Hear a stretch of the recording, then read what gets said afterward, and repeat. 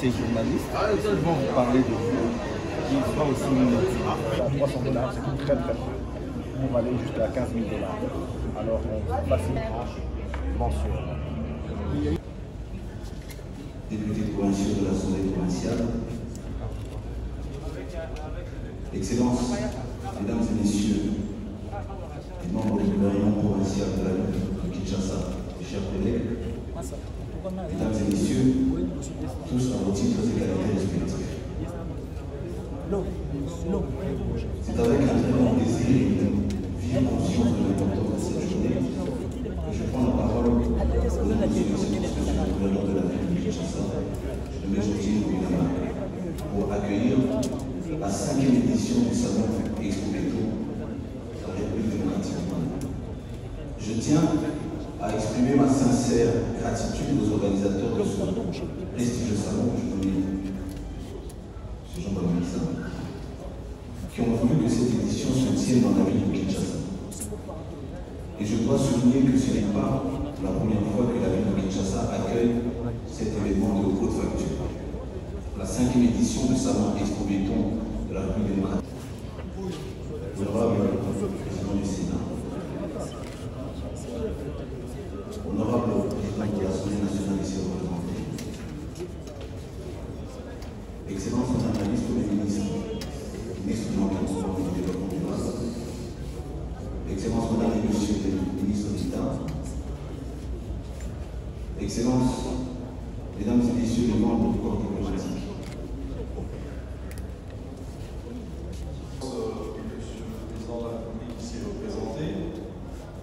honorable président du Sénat, honorable sénateur, Excellence, Monsieur le Premier ministre ici représenté, le ministre des Jeunes Infrastructures, Excellence, Mesdames et Messieurs les membres du gouvernement central, Mesdames et Messieurs les membres du corps constitué, honorable président de l'Assemblée provinciale de Kinshasa, honorable députés provinciaux, Excellence, Monsieur le gouverneur de la ville de Kinshasa ici représenté, Mesdames et Messieurs les membres du gouvernement provincial, Mesdames et Messieurs les bourgmestres, Mesdames et Messieurs les ambassadeurs, Mesdames et Messieurs estimés invités, chacun à son titre et qualité respective, nous vous accueillons avec plaisir.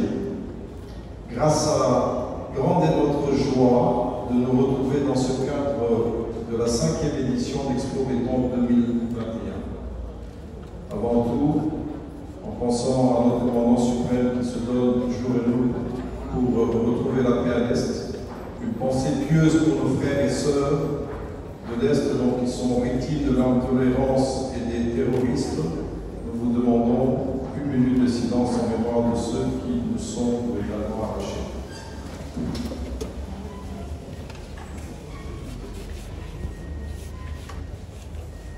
Merci. Nos premiers mots sont pour remercier Son Excellence Monsieur le Président de la République pour sa sollicitude d'avoir suivi nos travaux, mais absent suite à l'agenda d'État. Nos travaux sont consacrés à la construction et développement de notre pays grâce à l'un des matériaux essentiels qui colle à la peau de Son Excellence Monsieur le Président de la République, grâce à son caractère de résistance, à son adaptation, à construire toutes sortes d'ouvrages sous toutes conditions climatiques, de froid, de chaleur, sous les eaux, les inondations, ce matériel universel que nous appelons le béton. En effet, la démographie l'exode vers Kinshasa, les occupations spontanées et désordonnées de nos espaces semblent prendre de vitesse tous les acteurs de la vie publique, réunis au sein de toutes les institutions nationales et toutes logées dans la ville-province de Kinshasa et ses 24 communes. Face aux 17 millions d'habitants repartis sur les 30% de 9 965 km², les services publics sont confrontés à leurs besoins grandissants et exponentiels. Les crises de 91 et 93 qui ont désarticulé les tissus économiques de la petite industrie de l'imité de Kingawa, qui retenait et occupait la population dense de la commune de Ndjili et ses environs ont depuis lors déversé les populations sur la Gombe, Kinshasa, Barongo. La mobilité, le transport, la voirie sont devenus un vrai casse-tête pour les automobilistes. Même les motocyclistes ont du mal à se profiler dans les rues.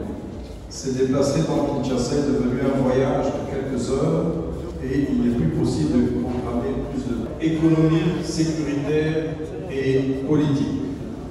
Lors des différentes sessions, les questions développées permettront de faire une réflexion et des propositions concrètes pour soutenir la gestion du gouverneur de province de Kinshasa et le maire de la ville constitué en 24 communes. Ne faut-il pas revoir les limites de certaines communes telles Malfou, la fusion de certaines autres telles Kitambo et Gombe?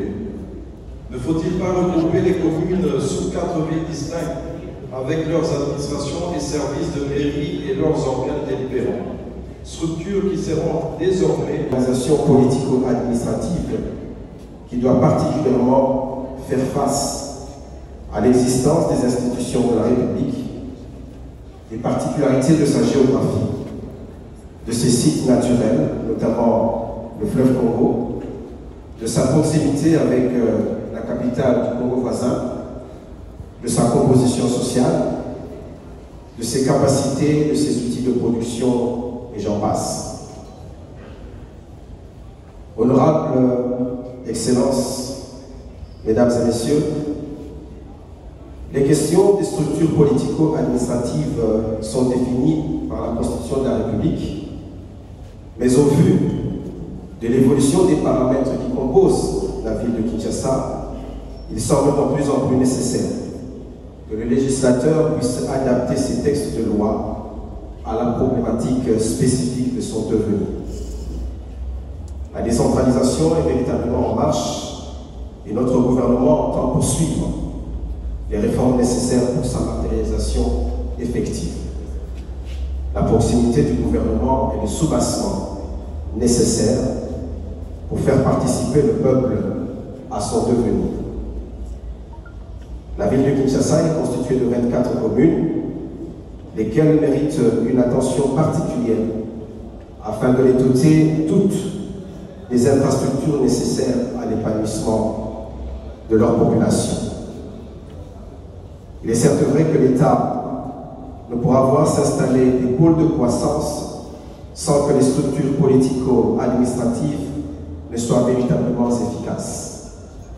Cette question mérite donc une réflexion profonde. Le volet de la dotation des infrastructures et équipements publics, à savoir les hôpitaux, les écoles, les adductions d'eau potable, les systèmes de traitement des eaux usées et de drainage, les fournitures d'énergie. Il faut avouer que une ville comme Kinshasa, la gérer, l'aménager, répondre aux exigences multiples, ce n'est pas une chose facile. Et cela doit nous préoccuper, nous tous, à des degrés différents. Toutes mes félicitations et j'invite les uns et les autres à plus d'assiduité parce qu'il y a toujours quelque chose à retenir. Voilà tout ce que je peux dire tout en vous encourageant et en vous souhaitant une bonne participation à l'Expo Béton 2021. Merci. On avance.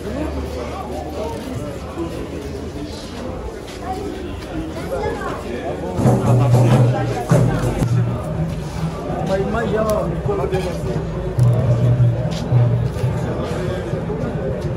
nous sommes une entreprise congolaise spécialisée dans le secteur foncier pour rendre plus accessible Nous sommes actuellement dans la périphérie de la ville de Kinshasa et de l'autre temps au-delà. Nous avons aujourd'hui plus de 250 personnes qui sont employées. J'ai la chance de représenter cette société que je dirige et que j'ai créée voici à plus d'un an. Christian Sabaka. Très bien. En promotion immobilière. Oui, oui. Mettre en valeur les terrains.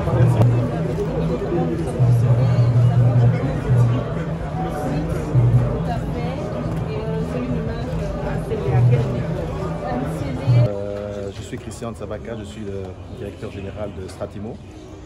Fratimo, qui est une entreprise qui a pour vocation de rendre plus facile, plus agréable et plus sécurisé l'acquisition des espaces fonciers, de tout ce qui est immobilier en général, en RDC.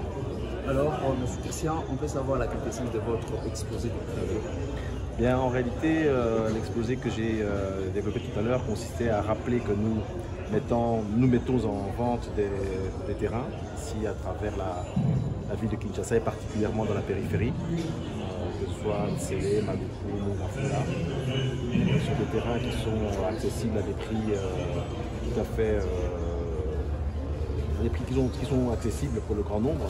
Et nous donnons des conditions de paiement. Vous pouvez payer en plusieurs mois, de 3 à 6 mois en général. Et c'est accessible à tous. Il n'y a pas de conditions particulières pour avoir accès. Que vous travaillez, que vous ne travaillez pas, vous avez accès. Ce n'est pas exclusif. Là, on n'exclut pas les gens. Ça, c'est très important pour nous. Monsieur Christian, on est déjà à la 5e édition. Quels sont les résultats attendus-vous à l'issue de ces 5e édition? Bien, c'est la 5e édition pour l'organisateur, pas pour nous. Nous, c'est la première présence dans cette manifestation qui est de très bonne facture. En tout cas, ce que nous attendons personnellement, c'est bien sûr une plus grande notoriété pour notre entreprise. Je pense que c'est la place où il faut être aujourd'hui lorsque l'on navigue dans le secteur de la construction et des secteurs qui y sont connexes. Nous ne sommes pas dans la construction, mais comme vous le savez, nous sommes dans le secteur de la commercialisation d'espaces fonciers, de terrains, nous prenons des terrains. Donc il était pour nous important de venir ici pour que nos pairs également nous connaissent et qu'on commence à être reconnu comme la structure numéro 1 en termes de lotissement ici en RDC. Merci. À l'époque et qu'on a perdu aujourd'hui. Je pense qu'on a perdu, c'est justement notre identité. On l'a un peu oublié. Au profit bien sûr de promoteurs immobiliers. Je pense pas que l'identité africaine, mais je pense vraiment l'identité congolaise. En Afrique, on a tendance à toujours nous mettre tous dans le même paquet. Chacun a une histoire, chacun a une identité, chacun a une manière de travailler, de vivre. Et je pense qu'il est très important, bien sûr, de travailler le Africa Business aujourd'hui, qu'on a un peu perdu, mais il est important et surtout de représenter notre pays dans notre architecture. Aujourd'hui, on est au Musée national de la RDC, on voit qu'on utilise de la brique d'argile, qui est un matériau qu'on utilisait à l'époque. À l'époque, dans nos ancêtres, on utilisait ce matériau. Et c'est pourquoi? C'est parce que c'est un très bon matériau pour l'énergie. Et aujourd'hui, il est important de le retrouver. Merci. En tout cas, merci à vous.